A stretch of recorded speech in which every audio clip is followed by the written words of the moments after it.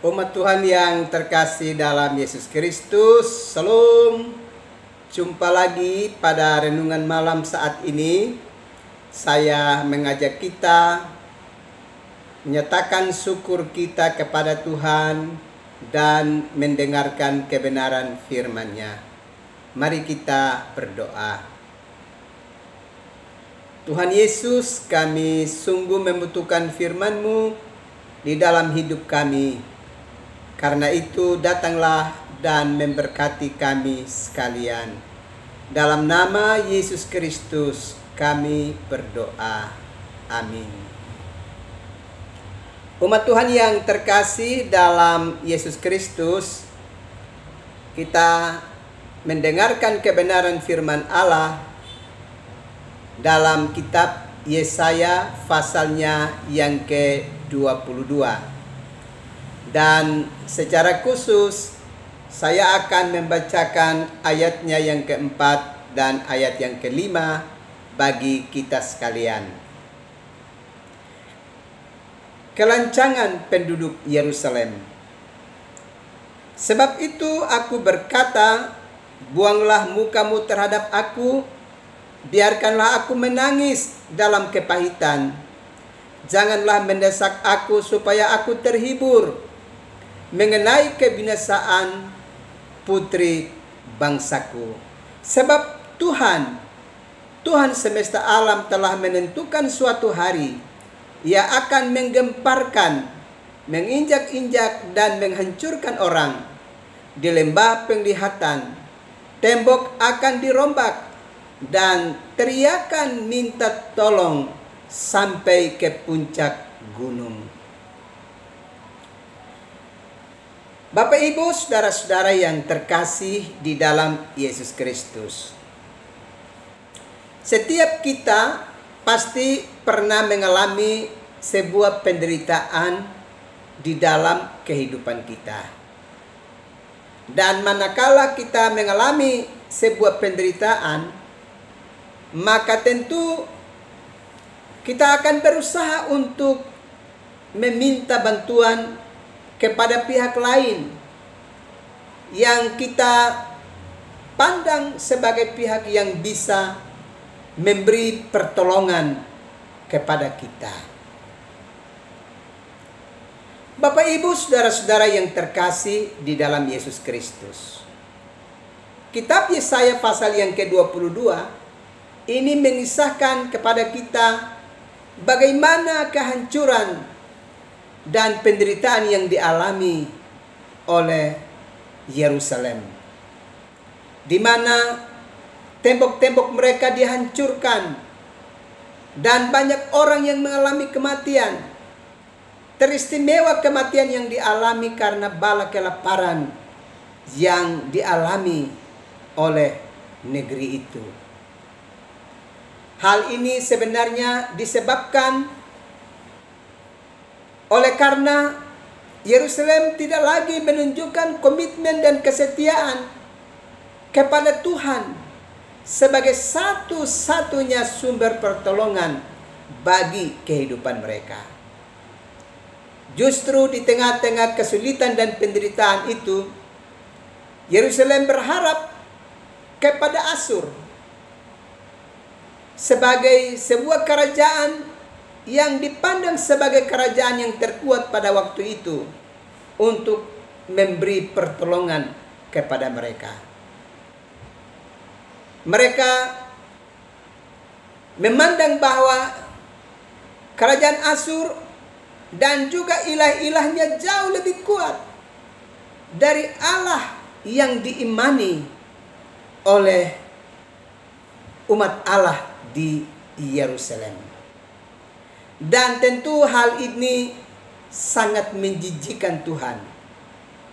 Sebab bagaimana mungkin bangsa yang sudah pernah merasakan kasih sayang dan pertolongan dari Tuhan yang begitu luar biasa dan dahsyat di dalam kehidupan mereka. Mulai dari rumah perbudakan, di padang gurun, dan banyak tanda mujizat yang begitu hebat, yang luar biasa yang menyertai mereka. Sekalipun perkara-perkara dahsyat itu telah dialami Justru sekarang orang-orang yang hidup di Yerusalem melupakan segala pertolongan Tuhan, kasih karunia Tuhan di dalam kehidupan mereka. Malah mereka memandang dan berbalik untuk mengakui kehebatan dari kerajaan Asyur dan juga ilah-ilah yang ada di sana sebagai yang terkuat dibandingkan dengan Allah yang diimani oleh mereka. Bapak Ibu, saudara-saudara yang terkasih di dalam Yesus Kristus, kita melihat di sini bahwa ternyata penduduk-penduduk Yerusalem bukannya dengan peristiwa dan penderitaan yang mereka alami membuat mereka mesti mengalami pertobatan dan memohon pengampunan kepada Tuhan dan sungguh-sungguh berserah penuh kepada Tuhan dan meminta balas kasih-Nya atas hidup mereka. Justru mereka tidak melakukan itu. Mereka malah membelakangi Tuhan dan makin jauh dari hadirat Tuhan. Dan kita bisa perhatikan di sini bagaimana tanggapan dari Yesaya sebagai nabi di tengah-tengah bangsa itu.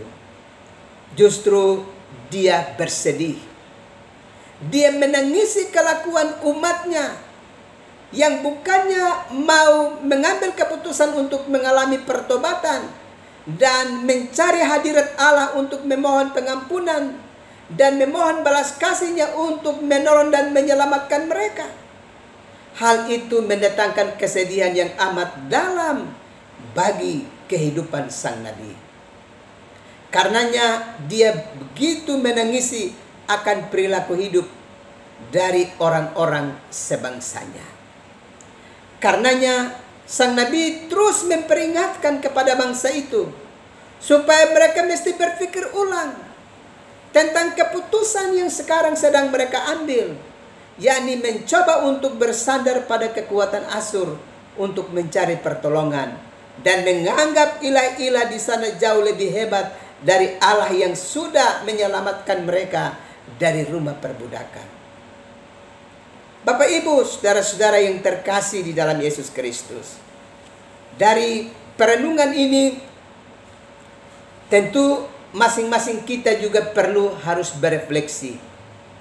Manakala kita sedang mengalami satu penderitaan tertentu di dalam hidup kita, kita berharap kita harus berusaha untuk berefleksi dan mengenal siapa diri kita sesungguhnya, apa yang sudah kita lakukan, dan bagaimana relasi kita dengan pemilik hidup kita, bagaimana relasi kita dengan Tuhan yang kita imani dalam hidup kita.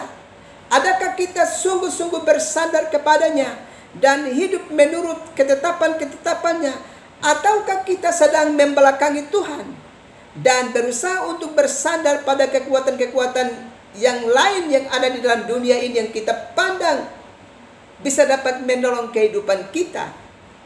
Kita perlu berefleksi, dan jika perasaan itu ada dan sedang menggerakkan hidup kita, kita harus segera bertobat dan tinggalkan perangai hidup yang demikian, karena keputusan itu justru akan menyengsarakan kita baik di bumi ini maupun pada saat akhir zaman itu tiba bagi kehidupan kita. Kita akan mengalami penderitaan kekal di dalam hidup kita kalau sekiranya kita mencoba untuk meninggalkan Tuhan dan bersandar pada kekuatan Tuhan. Kita tentu berharap bahwa kita mengambil keputusan untuk berserah sungguh-sungguh kepada Tuhan dan memohon kasih karunia-Nya. Supaya demikian kita dapat dikuatkan dan diteguhkan untuk menjalani hari-hari hidup kita selanjutnya, sambil tetap percaya bahwa pembelaan Tuhan pasti terjadi atas hidup kita, umat percaya. Sebab kita telah belajar dari sejarah kehidupan perjalanan umat manusia. Allah sudah menyatakan pembelaannya dan penyertaannya yang begitu hebat, yang telah disaksikan kepada kita melalui kesaksian kitab suci. Biarlah itu menolong kita untuk buat komitmen dan ketetapan hati untuk tetap bersandar kepada Tuhan, bahwa Dialah satu-satunya penolong bagi hidup kita. Tidak ada yang lain, hanya satu-satunya Allah yang kita imani dalam Yesus Kristus.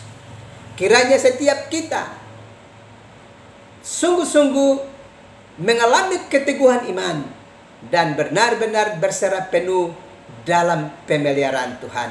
Tuhan memberkati umat Tuhan sekalian. Amin. Mari kita berdoa. Tuhan Yesus, terima kasih untuk firman-Mu yang terus mengingatkan dan memberkati kami sekalian. Sesaat lagi kami akan beristirahat malam ini. Kami mohon berkati dan lindungi kami sekalian, supaya kami dapat beristirahat dengan aman. Dalam nama Yesus Kristus kami berdoa. Amin. Umat Tuhan yang terkasih dalam Yesus Kristus, selamat malam, selamat beristirahat. Tuhan pasti terus melindungi dan memberkati umat Tuhan sekalian. Salam.